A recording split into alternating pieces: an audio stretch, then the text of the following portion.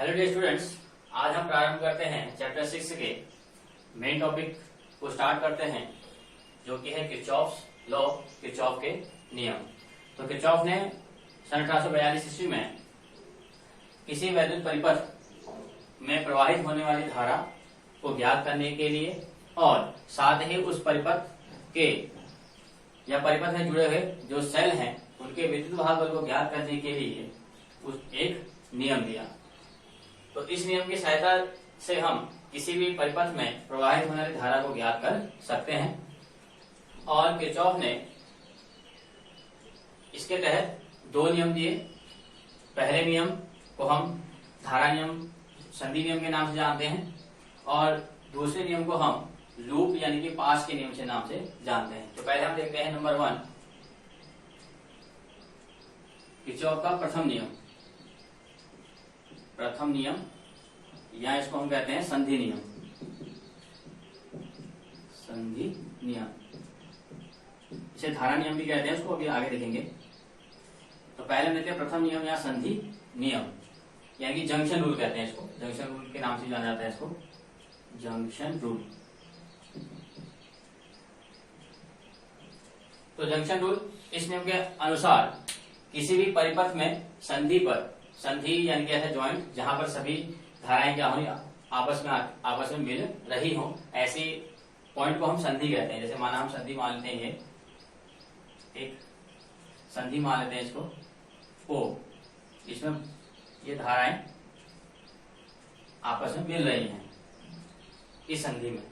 तो किसी भी संधि में यानी कि जंक्शन पर मिलने वाली जो कुल धाराएं होती हैं, इन धाराओं का जो कुल बीजगणितीय योग होता है वह सदैव शून्य होता है, अर्थात summation i is equal to 0। यानी किसी परिपथ में संधि पर मिलने वाली धाराओं का बीजगणितीय योग शून्य होता है। और किसी परिपथ में संधि को देखें तो संधि पर जो धाराएं संधि की ओर होती हैं उन धाराओं को हम धनात्मक लेते हैं, और जो धाराएं संधि से बाहर जाती हैं उनको हम ऋणात्मक लेते हैं। यानी कि अगर हम माना है संधि पर एक धारा I1, एक धारा I2, एक धारा I3 है, ये संधि की ओर बह रही है, और धारा I4 और धारा I5 ये संधि से बाहर की ओर निकल रही है, बाहर को जा रही है। तो ऐसी स्थिति में किरचॉफ का नियम यूज करते हैं। संधि पर मिलने वाली धारा का बीजगणितीय योग शून्य होता है, अर्थात I1 plus I2 plus I3, संधि की ओर जाने वाली धाराएं हैं माइनस I4 माइनस I5। तो संधि को जाने धाराओं को धनात्मक लेंगे, और जो बाहर को आएंगी धाराएं उनको ऋणात्मक लिया जाता है। तो ये हो जाएगा I1 plus I2 plus I3 equal, इन माइनस, दोनों माइनस वालों को वैल्यू को वहां ले जाते हैं, तो ये जाएगा I4 प्लस I5। अब ये क्या हो गया आपका I1 प्लस I2 I3, धाराएं जो है संधि की ओर बह रही है, तो इसलिए यह हो गया संधि की ओर बहने वाली धाराओं का योग। I4 और I5 जो है धारा जो है वो संधि से बाहर की ओर निकल रही है, तो यह हो गया संधि से बाहर आने वाली धाराओं का बीजगणितीय योग। तो किरचॉफ के प्रथम नियम को हम इस प्रकार से कह सकते हैं कि किसी भी संधि पर मिलने वाली धाराओं का जो बीजगणितीय योग होता है वह संधि से बाहर आने वाली धाराओं के बीजगणितीय योग के बराबर होता है। इस नियम को, यह जो नियम है, इस नियम को हम धारा नियम भी कहते हैं। किरचॉफ के पहले नियम को हम धारा नियम के नाम से भी जानते हैं। और चूंकि इस नियम के अनुसार किसी भी संधि पर बहने वाली धारा यानी जो कुल धारा होती है वह, उसका जो बीजगणितीय योग शून्य रहता है, इसलिए जो किरचॉफ का पहला नियम है वह आवेश संरक्षण नियम को भी व्यक्त करता है। यानी कि यह जो पहला नियम है वह आवेश संरक्षण पर आधारित है। अब देखते हैं द्वितीय नियम। द्वितीय नियम, और इसे हम कहते हैं या पाश नियम भी कहते हैं। द्वितीय नियम या पाश नियम, पाश को इंग्लिश में लूप कहते हैं, इसलिए इसको लूप रूल भी कहते हैं। पाश नियम या लूप रूल भी कहते हैं इसको। अब इस नियम के को अगर देखें तो किरचॉफ के द्वितीय नियम के अनुसार किसी भी वैद्युत परिपथ में या वैद्युत परिपथ के का जो कुल जो विभवांतर होता है या कुल जो टर्मिनल विभवांतर होता है वो सदैव शून्य होता है। अर्थात इसका हम ऐसे कह सकते हैं समेशन v इक्वल टू 0। तो किसी भी परिपथ का कुल विभवांतर जो होता है वह सदैव शून्य होता है।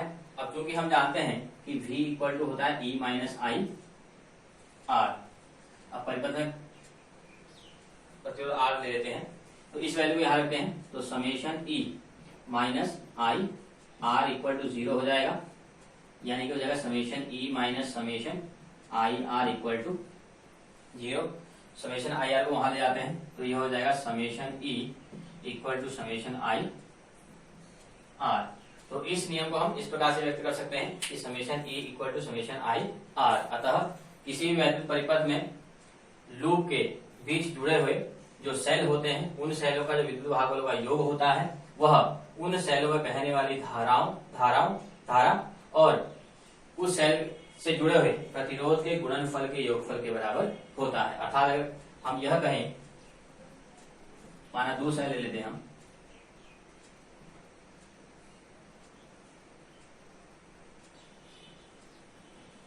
एक सेल हमने E1 ले लिया, एक सेल E2 हो गया, इससे प्रतिरोध R1 जुड़ा है, यह प्रतिरोध R2 जुड़ा है और यह प्रतिरोध R3 मान लो कोई बाह्य प्रतिरोध जुड़ा है। इससे आने वाली धारा I1 हो जाएगी, इस सेल से आने वाली धारा I2 हो जाएगी। तो इस नियम को हम लूप यानी पास का नियम कहते हैं। क्यों कहते हैं? क्योंकि इसमें हम अगर इस सर्किट को लेंगे, खाली इतने सर्किट को लेंगे तो ये बंद सर्किट है, बंद परिपथ है, इसको हम लूप कह देते हैं। लूप ऐसे आप इस सर्किट को लेंगे तो ये भी लूप होगा, या केवल इतने बाहरी वाले को लें तो ये भी आपका लूप कहलाता है, इसलिए इसको लूप नियम कहा जाता है। तो अगर इस नियम के अकॉर्डिंग हम देखें तो इन दोनों सेलों का विद्युत भागफल यानी कि E1 प्लस E2 इन दोनों का योग बराबर होगा पहले सेल में बहने वाली धारा I1 और इसके प्रतिरोध R1 का गुणनफल प्लस दूसरे सेल से बहने वाली धारा I2 और इससे बहने वाले प्रतिरोध के गुणनफल के योगफल के बराबर होता है। तो यह नियम क्योंकि वोल्टता के विभवांतर के ऊपर है तो इसे हम वोल्टा नियम भी कहते हैं, वोल्टता नियम भी कहते हैं। और यह जो नियम है यह जो कि वोल्टेज संबंधित है तो इसलिए यह नियम जो है ऊर्जा संरक्षण नियम पर आधारित है, क्योंकि सिग्मा भी इक्वल टू 0 यानी कि कोई विभवांतर का योग शून्य होता है तो यह ऊर्जा संरक्षण को व्यक्त करता है।